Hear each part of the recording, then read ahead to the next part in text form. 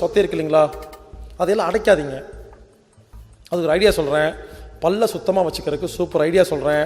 பல்லு கெட்டு போகிறதுக்கு ஒரே காரணம் காலையில் பல்லு விளக்குறது தான். அதை நிறுத்துங்க, எல்லாம் சரியாக போயிடும். காலையில் பல்லு விளக்குறோமில்ல, நான் ஒரு கேள்வி கேட்குறேன். ஏதாவது பிரயோஜனம் இருக்கா பல்லு விளக்கி?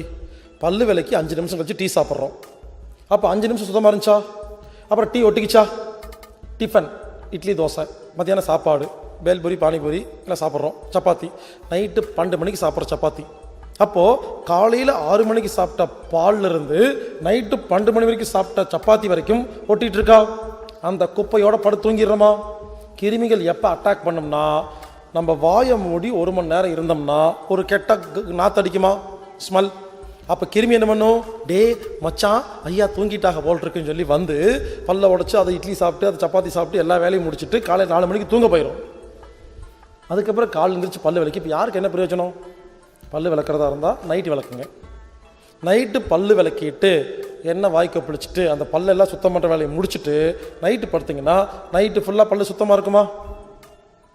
காலையில் பல்ல சும்மா லேசாக கொப்பிடிச்சு லேசாக விளக்குனா போதுமா? நைட்டு ஹெவியாக விளக்குங்க, காலைல லைட்டாக விளக்குங்க. எப்பேற்பட்ட பல்லு சம்மந்தப்பட்ட எல்லா வியாதியும் குணமாகும். லேசாக சுடுதண்ணியில் கல்லுப்பை போட்டு வாய்க்க பிடிச்சி துப்புங்க, பல்லு இருக்கிற எல்லா கிருமியும் சாகும். நல்லெண்ணெய் வாய்க்க பிள்ளைங்க, பல்லு சுத்தமாகும். ஸோ இப்படி டெய்லி பல்லை சுத்தம் பண்ணிவிட்டு நிம்மதியாக இருங்க. கண்டிப்பாக அந்த நடுவில் இருக்கிற பூச்சி பல்லெல்லாம் மறுபடியும் முளைச்சி நல்லா வந்துடும்.